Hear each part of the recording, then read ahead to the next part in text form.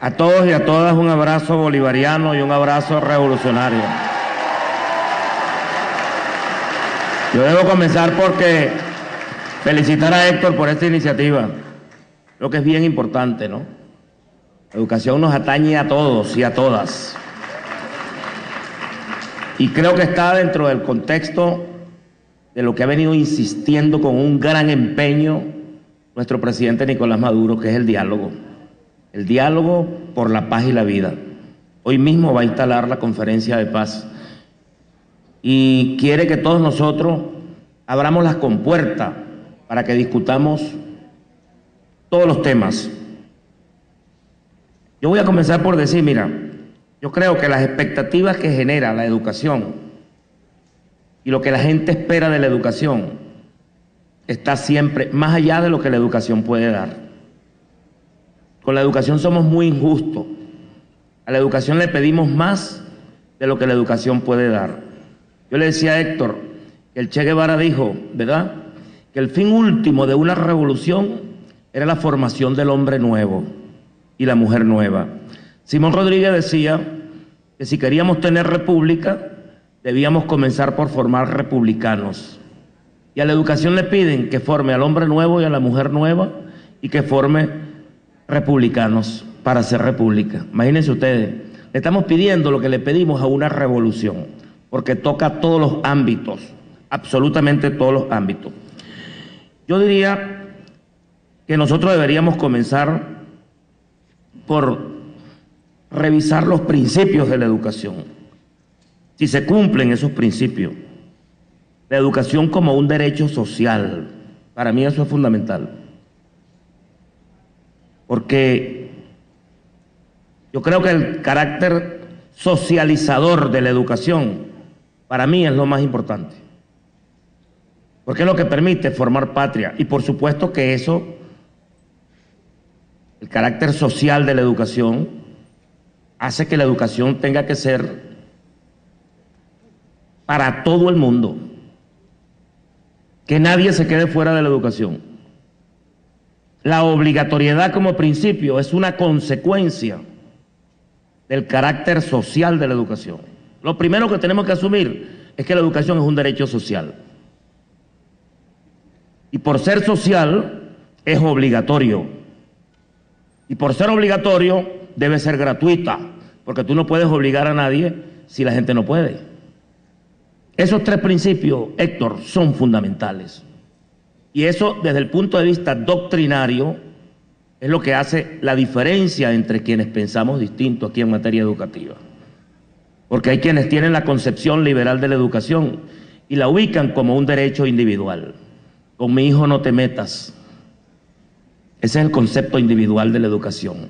Cada padre tiene derecho a escoger el tipo de educación que desea para su hijo. Doctrinariamente, ese es el fondo. Vamos a discutirlo. Vamos a discutirlo abiertamente y con franqueza. Si es un derecho social o es un derecho individual de educación. Nosotros tenemos que defender el carácter social de la educación. Por eso defendemos la obligatoriedad de la educación. Y por eso defendemos la gratuidad de la educación. Luego se presenta el carácter popular de la educación y el carácter científico de la educación. Y hay quienes los contraponen. Nosotros tenemos que defender, Héctor, que la educación es popular y al mismo tiempo científica. No tiene por qué dejar de ser científica por ser popular.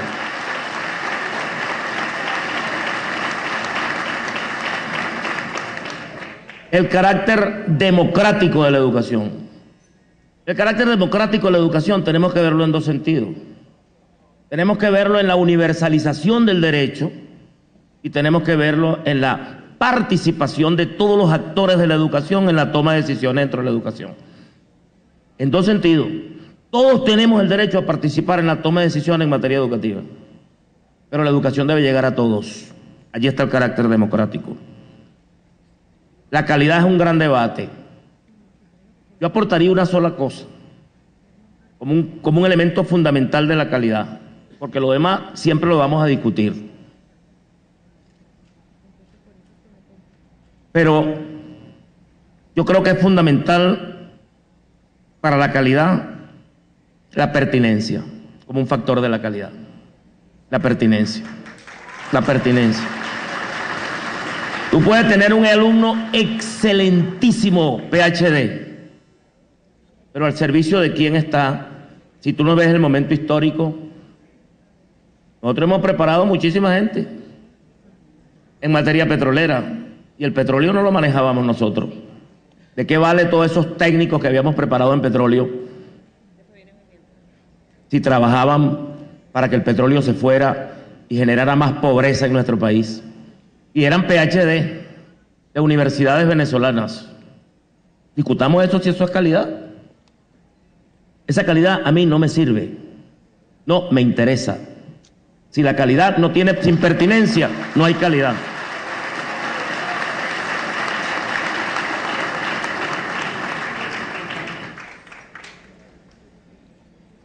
Luego, en los fines, siempre tenemos que tener, el presidente Chávez nos enseñó a nosotros siempre a ver lo que él llama el horizonte, llamaba Chávez. Todo lo que nosotros hagamos tenemos que ver el horizonte, para dónde vamos. ¿A dónde vamos? Si nosotros queremos la educación, ¿para qué? Yo creo que un principio esencial que nosotros tenemos que perseguir es el de la integralidad. Porque el desarrollo integral, yo creo que debe ser el gran fin de la educación. El desarrollo del individuo, de su mente, el desarrollo del intelecto, ¿verdad? Pero al lado del desarrollo del intelecto, debe el desarrollo del cuerpo para la salud física y mental, y al mismo tiempo el desarrollo de las manos para el trabajo, y al mismo tiempo el desarrollo del espíritu para la creatividad y la inventiva. Como nosotros tenemos un modelo educativo que nos permita un desarrollo equilibrado, no que me haga un teórico que no sepa hacer nada o que sea de pura memoria. Yo recuerdo, siempre lo cuento, cuando yo estudiaba en la normal, a mí no me gustaba el inglés. No me gustaba. Y yo eximí inglés. Y yo no hablo inglés. Yo nunca presenté inglés, yo solo eximí todo el tiempo en la normal. Era un inglés aplicado a la educación. Yo me lo aprendía de memoria. Y recuerdo que la profesora hace 40 y pico de años de eso me preguntó, Isturiz, what is discipline? Yo le dije, discipline is the control of human behavior. Me dijo, discipline is necessary. Yo le dije, yes. Me dijo, why? Yo le dije, discipline is necessary because promote an amorphe conducive to máximo educacional achievement y result in self-control. Me dijo, eximido. Esa educación memorística no nos sirve. O sea, sirve para pasar. A mí me sirvió para eximir inglés. Es una cosa práctica, ¿no? ¿Es esa educación la que nos interesa a nosotros? Por supuesto que no. Por eso necesitamos un desarrollo integral. De lo que estemos pensando, lo estemos haciendo. Por eso yo soy tradicional. Yo soy un fanático de la escuela activa. Yo soy un fanático, ¿verdad? ¿Por qué? Porque yo creo que es aprender haciendo. No se puede aprender si no se hace.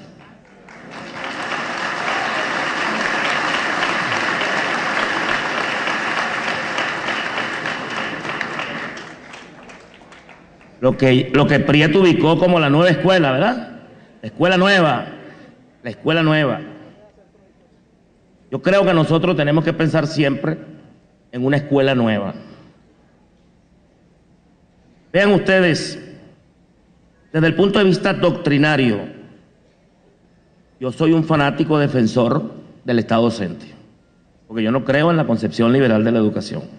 Yo no creo que la educación sea un hecho individual, sino que yo creo que la educación es un hecho social. Por lo tanto, yo creo en el Estado docente. Yo creo, cuando Simón Rodríguez y estaba la emancipación de nuestras repúblicas, nuestros países en América del Sur, de los imperios europeos, el problema era qué hacer, cómo hacer las nuevas repúblicas. Y fue allí donde Simón Rodríguez dijo, si quieren tener nuevas repúblicas, empiecen por formar nuevos republicanos. Y para formar nuevos republicanos el instrumento era la educación, no otro. ¿Cómo hacer república sin socializar? Sin socializar valores, sin socializar principios, sin socializar visiones de la sociedad, sin socializar el carácter, sin socializar la identidad, la historia, las raíces. ¿Cómo lograr eso? Si cada quien tiene la educación que le da la gana. ¿Cómo lograrlo? ¿Cómo hacer que un muchacho de Tucupita sea venezolano y uno del norte de Valencia sea venezolano y uno del este de Caracas sea venezolano y uno de Amazonas sea venezolano? ¿Cómo hacerlo? Si cada quien tiene una educación que le da la gana. Tiene que haber una educación. Alguien debe orientar la educación. Alguien debe orientarla. Debe haber un ente rector de la educación. Y el ente es el Estado, papá, no otro. El Estado es el ente. Y el órgano del Estado se llama Ministerio de Educación, mi querido ministro. No otro. Y el proceso educativo, hay que hacerle seguimiento. Yo creo que un vacío que hay ahí, Héctor, es que nosotros no tenemos supervisión. La supervisión se perdió. Entonces, hay que evaluar la supervisión. Porque hay que hacerle seguimiento. Hay que hacerle seguimiento. Porque el Estado, la supervisión corresponde al Estado. No todo el mundo puede supervisar la educación. Es el Estado. La supervisión es indelegable, no se delega. Es del Estado. Es del Estado. Porque si no, nosotros podemos formar un muchacho en Tucupita que no se sienta venezolano. Y es lo que ha pasado en Venezuela y por eso tenemos tantos apátridas en este país. Porque se perdió el Estado docente. Se perdió el Estado docente. Se perdió el Estado docente.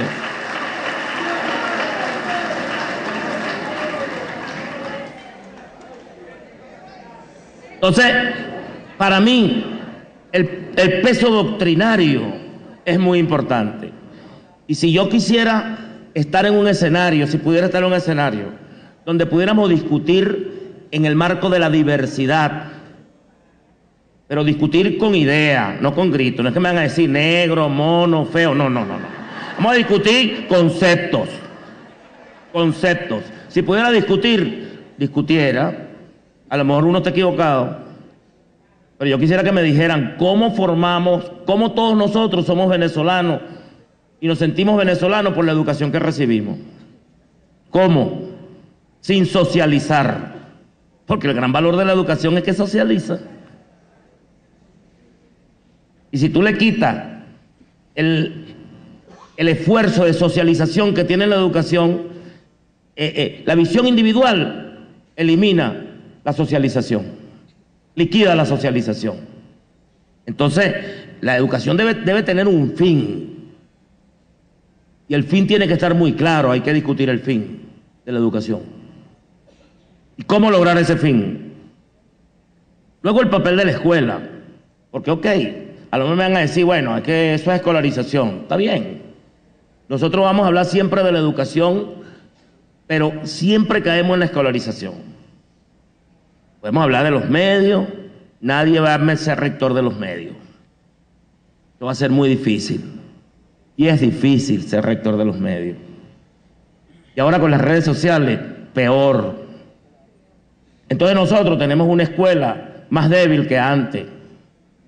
Tenemos una escuela más débil que antes. Si a mí me preguntan, Aurora, ¿cuál es la escuela? Yo se la escuché a Prieto, se la escuché a Luis Beltrán Prieto, y creo en esa escuela. Prieto decía, la escuela tiene que parecerse a la sociedad que queremos, no la sociedad que tenemos. Porque la sociedad que tenemos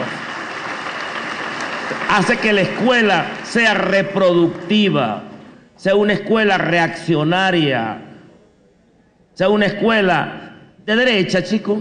Esa es la verdad. Nosotros necesitamos una escuela revolucionaria, una escuela liberadora. La escuela tiene que parecerse a la sociedad que queremos. Por eso Prieto hablaba de que el maestro no puede ser un eunuco político. Lo primero que tiene que tener en la cabeza del maestro es el modelo de sociedad que queremos construir. Si el maestro no tiene la sociedad, entonces ¿qué va a buscar para la escuela? A ganar sueldo. A ganar sueldo. El maestro tiene que tener en la cabeza, en el alma, el primer marido de las maestras es el proyecto de país. Y la primera mujer para los maestros es el proyecto de país. Yo siempre le digo a mis colegas maestras que cuando salen en la mañana y se despiden de su marido, el marido le dice, ¿para dónde vas, mi vida? Ella le dice, a hacer república. Porque los maestros somos hacedores de república. Lo dijo Simón Rodríguez. Simón Rodríguez dijo que los maestros éramos alfareros de república. Es decir, hacedores de república. Ajá, ¿y qué república vas a hacer tú si no la tienes en la cabeza?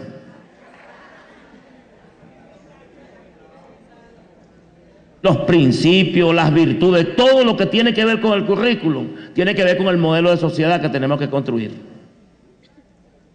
Y ese modelo de sociedad que queremos construir debe estar en la cabeza de nosotros. Y la escuela debe parecerse a eso, para que lo que salga de la escuela sea el ciudadano del futuro, sea el republicano de las nuevas repúblicas, sean los nuevos republicanos, si no salen los mismos viejos republicanos. Y a una escuela conservadora, una escuela no transforma. Una escuela conservadora, una escuela reproductora. La escuela tiene que parecerse a la sociedad que queremos, no a la sociedad que tenemos. Ahora tenemos que discutir cuál es la sociedad que queremos. Y es un problema estrictamente político. Por eso la educación no está castrada de la política. Por eso es mentira cuando le dicen a uno, es que está vinculando la educación con la política. Yo quisiera ver una educación sin política.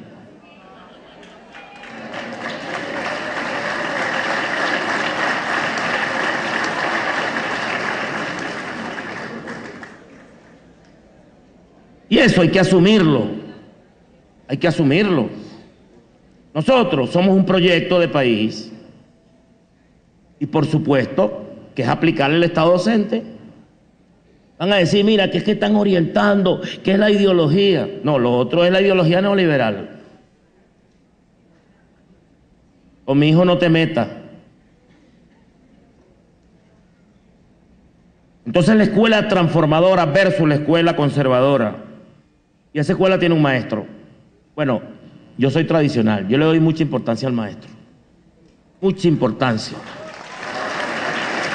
Yo le escuché a Prieto decir lo siguiente.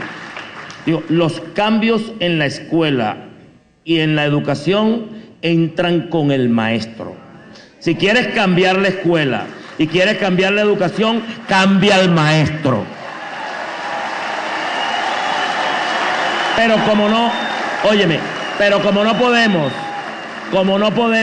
cambiar a todos los maestros porque somos 700,000, los maestros tenemos que cambiar. Y tenemos que cambiar permanentemente estando en ejercicio. Por eso yo valoro la formación permanente, Héctor, la formación en ejercicio y la formación inicial. La formación inicial tiene que abrir un gran debate, porque nosotros no solamente tenemos que meternos con el currículum de la escuela, tenemos que meternos con el currículum de la formación profesional del docente. ¿Cuál es el maestro que necesitamos?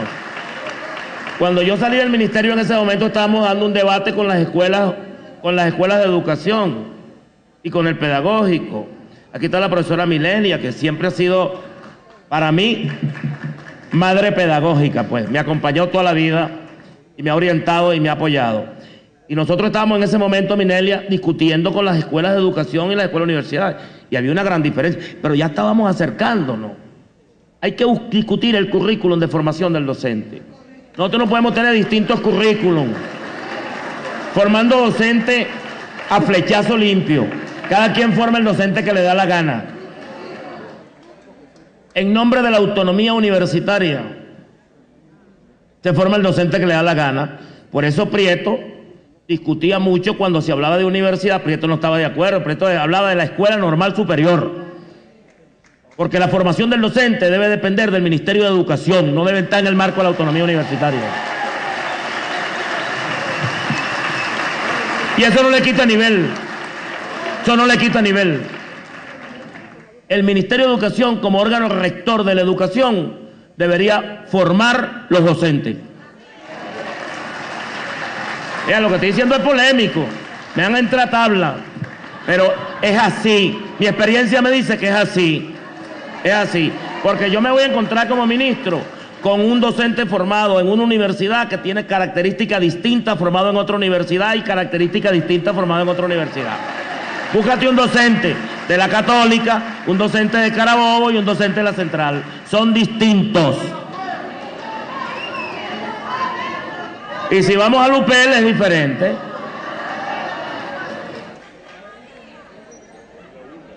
Y la UPEL, que es mi casa maestra, yo le he dicho, la UPEL tiene una debilidad, que se deja chantajear con la universidad y cada día quiere parecerse más a la universidad. Entonces quiere formar licenciado en vez de formar docente. La UPEL forma docente, no licenciado en física ni licenciado en química. Forma docentes en biología, docentes en química. Cada día debe fortalecer más los componentes pedagógicos. Esa es la verdad. Ahora, son los debates que tenemos que dar. Son los debates. Son los debates. Y yo sé que no es fácil, Héctor, no es fácil, porque hay muchos prejuicios. Ojalá nos pudiéramos despojar todos y colocarnos de verdad. Dile a un maestro que lo vamos a formar en una universidad. Muy difícil. Pero como no podemos ir contra la autonomía, entonces tenemos que convencer. Y ese convencimiento se le va la vida a uno como ministro, convenciendo a una escuela de educación sobre cómo debe ser el docente y discutiéndolo. Porque ahí hay puro sabio, ¿no? Puro sabio. Es muy difícil. Muy difícil. ¿Cuál es el maestro que necesitamos? Eso hay que discutirlo. ¿Cuál es el maestro que necesitamos? ¿Cómo lo vamos a formar? Y después, ¿cuál es la política que vamos a tener nosotros para la formación permanente, la revisión de los que están en ejercicio? Porque nosotros podemos formar maestros nuevos